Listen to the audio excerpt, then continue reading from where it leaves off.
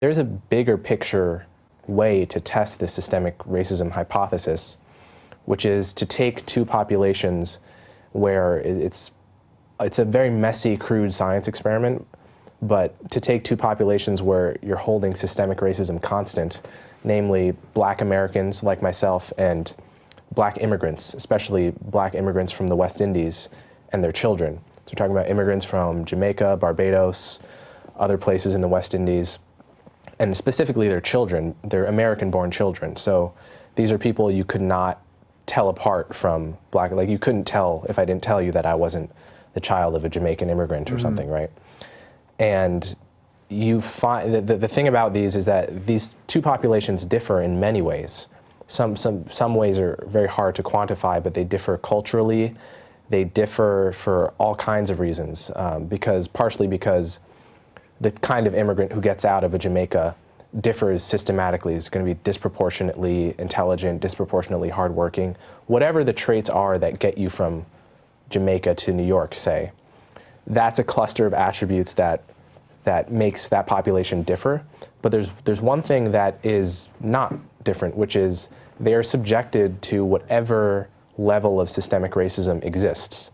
So Thomas Sowell has done good work on, back in the 70s, he showed that second generation West Indians living in the same city as Black Americans were earning 58% more. Right, so they're both being treated to whatever degree badly by white people. Whatever system you want to suppose is holding Black people back is equally affecting both of them. The Columbia sociologist Van Tran has a great essay in which this difference is brought out. You find neighborhoods of Black Americans right next to neighborhoods of Black West Indians in New York.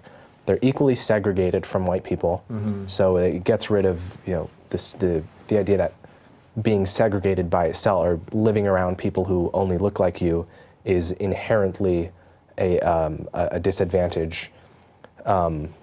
It gets around the policing issue because these populations are being the police can't tell the difference between a second generation West Indian and a Black person. It gets around whatever level of systemic racism is or isn't in the pipeline with regard to schools.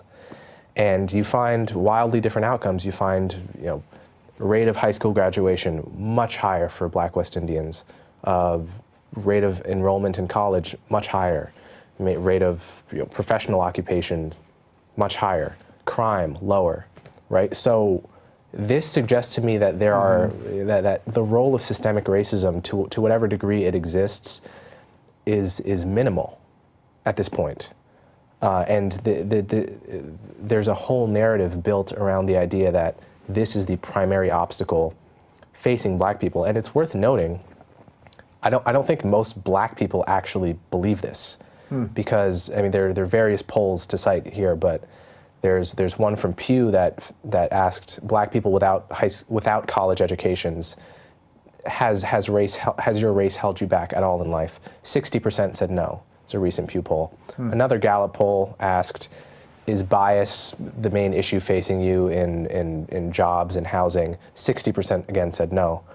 The Harvard sociologist Ethan Foss has done extensive polling of the Black community and found that disconnected Black youth, which are Black youth who aren't in schools and don't have jobs, the people on the lowest rung of society, something around 30% of them think the system is rigged and 70% don't.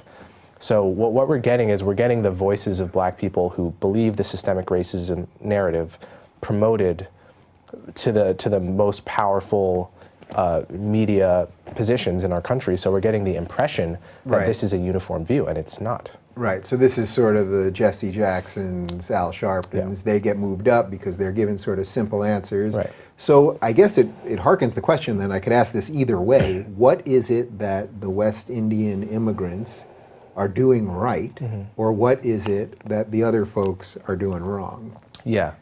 I mean, you can answer that in either direction you want to go first. Well, part of it is just immigration selection factors that I mentioned, right? So the kind of Jamaican or Barbadian who makes it off the island to New York is likely to be disproportionately hardworking, disproportionately X for whatever X factor is. And so in that sense, the direct comparison can be misleading, but just analyzing why these two populations differ, you find West Indian immigrants more likely to come from a two-parent home, more likely to have had a more classically socially conservative upbringing, which is, you don't talk back to your parents. Parents are rather strict. There are downsides, of course, to that style of parenting, but basically what I'm saying is that there are cultural factors that are important that differ between these two groups, right? You find there are many. I mean, this is where the conversation for many people gets especially uncomfortable, right? It's the idea that every culture, every subculture is identical in the behavioral patterns that are inculcated, and wherever there is a disparity in some outcome, it's not possible that culture accounts for some or most of that disparity, which I think is a very silly idea. Well, it's completely nonsensical. Yes. Cultures are different. Different people and different groups put different emphasis on certain things. Some put more on family, some put more on education, some put more on sports or whatever the hell it is.